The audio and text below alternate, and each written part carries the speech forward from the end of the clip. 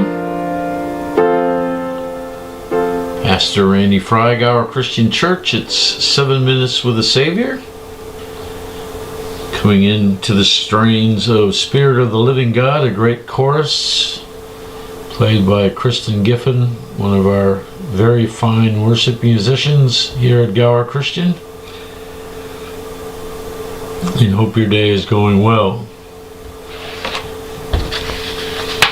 Last time I think I introduced to you this book, At the Master's Feet, by Sadhu Sundar Singh. This is a translation by Reverend Arthur and Mrs. Parker. And I'm in the midst of reading this. And Tuesday we talked about the prayer rhythms of Jesus and his disciples, and Singh has some, really great, helpful metaphors about prayer, and I wanted to share a couple more of those word pictures with you for prayer.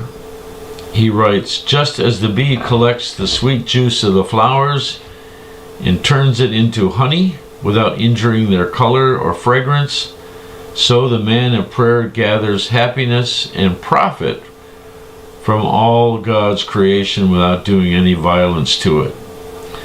As bees also gather their honey from flowers in all sorts of different places and store it in the honeycomb, so the man of God gathers sweet thoughts and feelings from every part of creation, and in communion with his Creator collects in his heart the honey of truth, and enduring peace with him at all times in all places, tastes with delight the sweet honey of God." Beautiful. And just to note,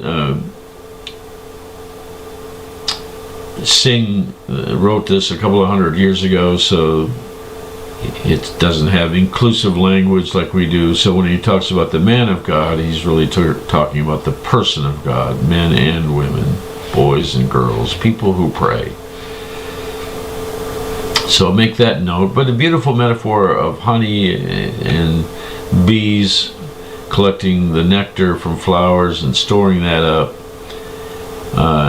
and how that they're in a sense in communion with the flowers, and as they harvest the nectar from the flowers, prayer is in a way harvesting the nectar of God's truth and God's love in God's presence, so that we're in communion with him and we delight in the sweet honey of God. Beautiful.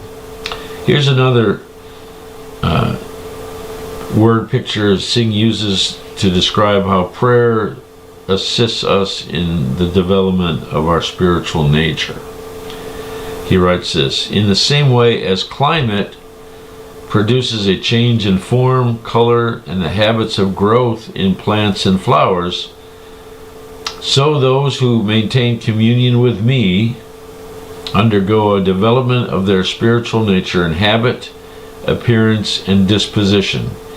And putting off the old man, they are transformed into my own glorious and incorruptible image." Speaking for Jesus. This is a vision of Jesus speaking to him, and so he's talking about, again, maintaining communion with Jesus through prayer, and how that develops our spiritual nature in habit, appearance, and disposition, so that we look like Jesus, that we're transformed into the image of Christ, which is our aim. And prayer is a central habit or practice in that process. So don't give up your efforts to pray and expand your habit of praying. It's so important to our growth and development as followers of Jesus. Prayer concerns. We've learned that Zelma Jensen is in the hospital and undergoing some tests, so please keep Zelma Jensen in your prayers. We are praying for Hayden Jameson, who's having surgery today. Hayden Jameson, son of Chris and Beth Jameson. Hayden Jameson having surgery today. Please keep him in your prayers.